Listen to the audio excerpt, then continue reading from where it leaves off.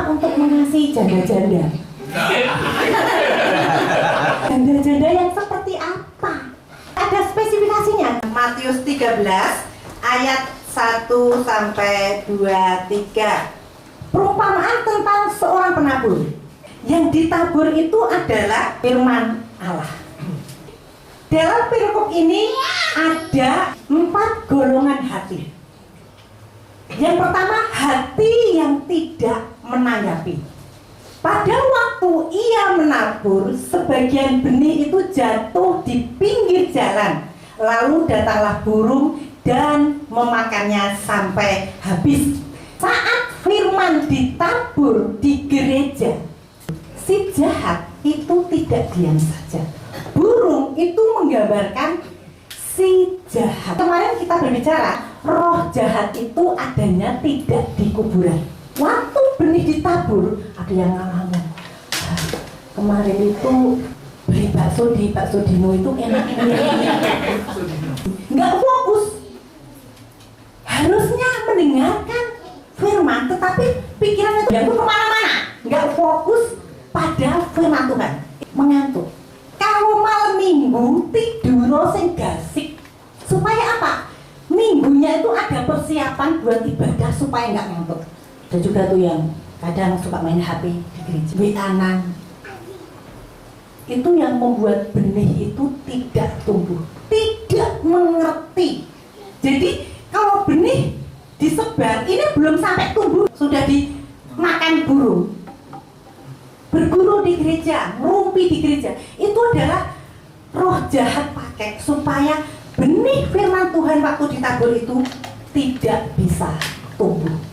Benar-benar tidak tumbuh karena langsung dicaplok sama si roh jahat, sama burung. Yang kedua, hati yang sebatas emosi.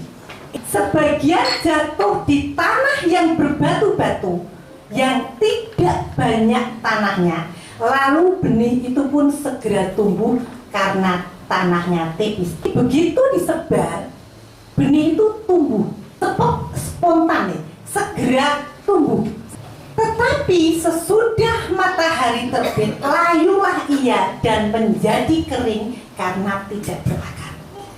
Benih yang ditaburkan di tanah yang berbatu-batu ialah orang yang mendengar firman itu dan segera menerimanya dengan gembira. Tetapi ia tidak berakar dan tahan sebentar saja. Apabila ada penindasan dan penganiayaan, orang itu pun segera murtad. Ini amin, yes, haleluya. Segera menerima, tetapi tidak berakar. Aku mau seperti itu nih, aku mau seperti yang dikatakan Pak Pendeta itu, aku mau berubah, aku mau waktu di gereja. Tetapi begitu keluar, itu tadi yang emosi sesaat itu lupa. Ada yang pernah seperti itu enggak? Nggak ada ya, baik-baik semua. Berarti cuma saya ya. Banyak ya. Saya juga kadang-kadang seperti itu. Tetapi jangan diteruskan. Waktu diadakan suatu KKR yang benar-benar nyantol di hati itu firman Tuhan, itu paling 10-20% dari yang hadir. Yang 80% itu ya yang amin, yes, haleluya, oke, gitu. Tetapi saya percaya jemaat GBI KKI tidak seperti itu. Ya, jadi yang pertama tadi benar-benar tidak mengerti, benar-benar tidak menanggapi, tidak ada pertumbuhan karena sudah dicaplok. Yang kedua, hati yang sebatas emosi tadi, ada tanahnya tipis. Jadi begitu nanti keluar dari gereja, ada suatu penganiayaan itu, penderitaan, itu udah lupa itu semua firman Tuhan. Karena nggak berakar. Yang ketiga, hati yang bercabang. Sebagian lagi jatuh di tengah semak duri, lalu makin besarlah semak itu dan menghimpitnya sampai mati. Waktu kita menanam padi, kalau nanam padi maju atau mundur Bapak Ibu? Mundur. Mundur kan? Mundur. Nah, setelah ditanam itu ada yang namanya menyiangi. Itu sela-selanya itu ada rumput. Kalau tidak kita buang itu rumputnya, itu nanti bisa menghimpit padi. Padi itu tidak bertumbuh dengan baik karena rebutan makanan dengan rumput. Bahkan pertumbuhannya lebih cepat rumput loh sama padi. Yang ditaburkan di tengah semak duri ialah orang yang mendengar firman itu, lalu kekhawatiran dunia dan tipu daya kekayaan menghimpit firman itu sehingga tidak berbuah. Ini tumbuh. Firmannya tumbuh. Yang pertama tidak tumbuh, yang kedua tumbuh segera mati. Ini tumbuh. Kayaknya seperti anak Tuhan yang sungguh-sungguh gitu loh, yang sungguh-sungguh menerima firman Tuhan. Benar-benar. Tetapi tipe orang ini adalah orang anak Tuhan yang masih sering menggunakan kekuatan sendiri untuk menjalani hidup ini. Kekhawatiran, ya. Di waktu firman ditabur, udahlah, jangan khawatir gitu. Ya, aku tidak khawatir kok gitu kan. Aku ada Tuhan.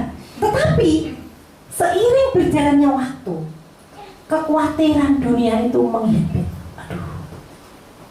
Kalah, akhirnya kalah.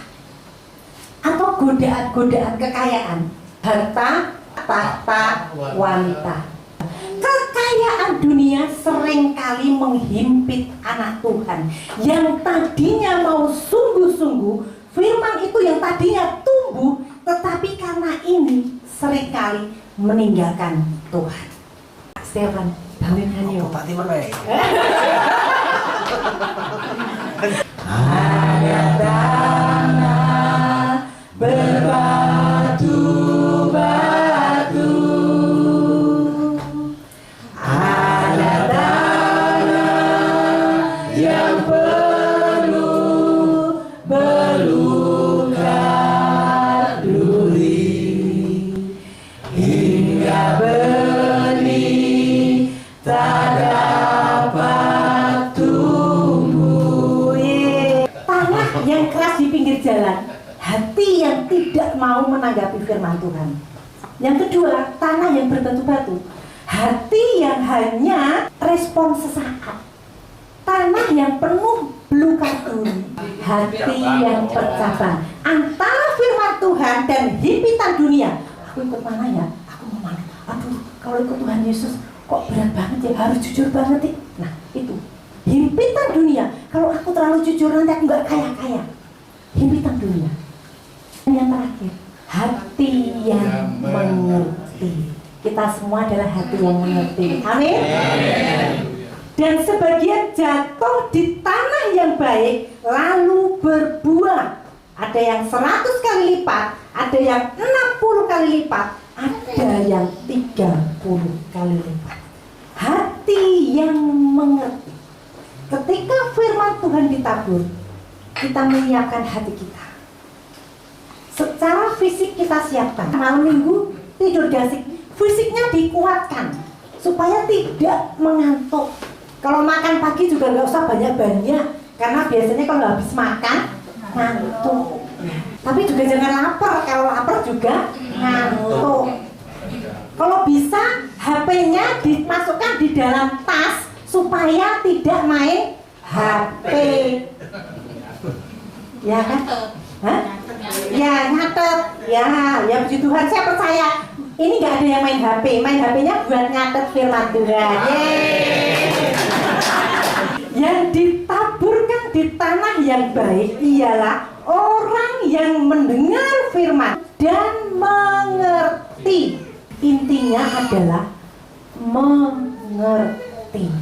Banyak anak Tuhan mendengar firman tetapi tidak mengerti. Misalnya ini buat bapak-bapak ya, firmannya buat bapak-bapak dulu. Misalnya ada istilahnya, Tuhan kan menyuruh kita untuk mengasihi janda-janda. Itu firman Tuhan loh.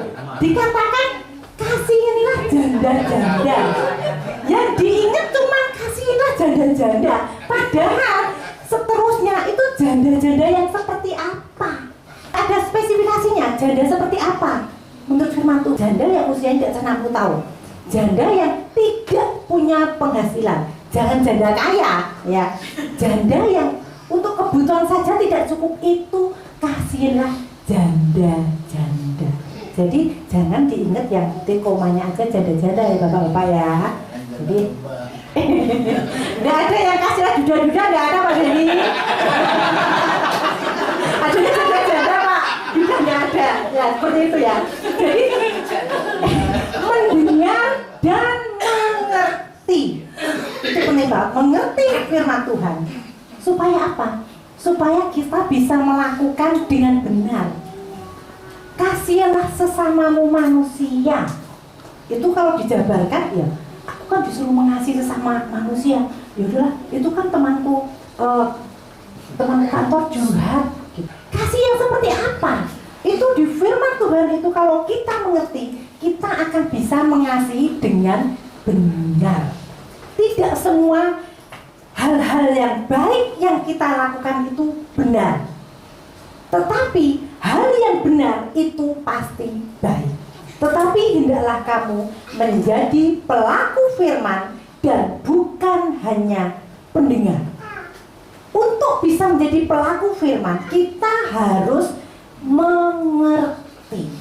Kita bersyukur loh, gereja kita kecil, ekspresinya seperti apa itu yang di mimbar ini lihat. Itu keuntungan secara tidak langsung juga bagi jemaat. Karena apa? Mungkin tadinya aku rapi ini ngantuk, ketok kelihatan gitu kan. Dari yang tadinya hal tidak penak menjadi suatu kebiasaan, nanti tidak ngantuknya bukan karena tidak enak sama yang khotbah, tetapi benar-benar suatu kerinduan. Aku tidak mau mengantuk, aku tidak mau main HP, aku tidak akan ngerumpi. Tidak begitu, tapi kalau Mas Keoni orangnya sabar banget. Jadi kalau saya salah masuk cuma paling senyum-senyum, kalau arah saya digetak, makanya saya nggak mau. Belum masuk ibu aja susul gitu. Ya. Oh Tuhan, jadikanlah hatiku lembut seperti tanah yang baru dan subur, agar benih firman-Mu dapat bertumbuh, berbunga dan berbuah lebat. Kalau dipresentasekan 100%, tadi kan ada 4 ya. Hati yang tidak menanggapi, hati yang sebatas emosi, hati yang bercabang, dan hati yang mengerti. Dari 100 orang, hampir 100 orang, itu yang 25 itu tidak menanggapi, yang 25 itu sebatas emosi, yang 25 itu hati yang bercabang. Ada 75 yang firman itu tidak berbuah, tidak dimengerti. Yang 25 hanya 1/4-nya yang benar-benar mengerti. Dan saya berharap kita itu yang 1/4 yang mengerti itu. Amin, Bapak Ibu. PR buat kita semua. Yang pertama, PR buat seorang pengkhotbah. Seorang pengkhotbah bukan hanya berbicara di mimbar itu, tetapi ketika kita semua menebarkan firman Tuhan dimanapun kita berada, itu adalah juga seorang pengkhotbah, biarpun tidak di mimbar. PR-nya apa? Bagaimana supaya ketika kita menyampaikan firman Tuhan itu, jemaat atau orang yang kita berikan firman itu mengerti. Itu tugas seorang pembawa firman. Beritakanlah firman, siap sedialah, baik atau tidak baik waktunya. Nyatakanlah apa yang salah, tegurlah dan nasihatilah dengan segala kesabaran dan pengajaran. Saya selalu ingin mengupgrade diri, baik itu dari bahan yang harus saya sampaikan itu supaya jemaat mengerti, maupun cara saya berbicara itu selalu di-upgrade. Supaya apa? Supaya apa yang saya sampaikan itu mengerti. Setiap apa yang kita bicarakan itu mengandung firman itu loh. Bu, gini ya, tenang Bu, nggak usah khawatir Bu, Tuhan itu hidup kok. Kita nggak perlu membuka ayat firman Tuhan kalau kita menyampaikan kepada orang yang belum percaya. Tetapi kalau sesama anak Tuhan, perlu kadang kita supaya lebih kuat gitu loh. Kita perlu ya di dalam ayat firman Tuhan di sini ya saya bacakan ya. Itu. Jadi sebagai seorang penyebar firman, kita harus belajar supaya yang mendengarkan itu mengerti. Bagi yang mendengarkan atau bagi jemaat, PR-nya bagaimana supaya aku bisa mengerti firman Tuhan?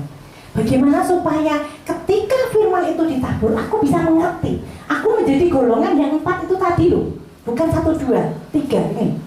Sebab itu buanglah segala sesuatu yang kotor dan kejahatan yang begitu banyak itu, dan terimalah dengan lemah lembut firman yang tertanam di dalam hatimu, supaya menyelamatkan jiwamu. Ketika kita akan mendengar firman Tuhan, buka hati kita, buang segala yang kotor-kotoran itu, buang segala yang jahat-jahat itu, dan menerima dengan segala kelemah lembutan. Mungkin ketika saya menyampaikan firman, saya itu kalau ngomong itu sukanya cokmol. Cokmol itu apa ya? Plos gitu loh.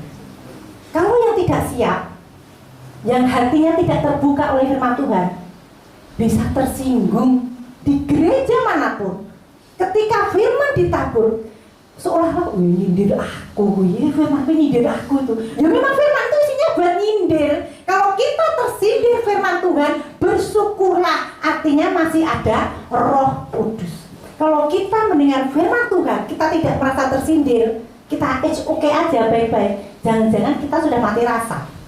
Tuh, jadi kita harus benar dengan lemah lembut, supaya setiap firman yang ditabur itu bisa tumbuh dan akhirnya berbuah dengan lebat.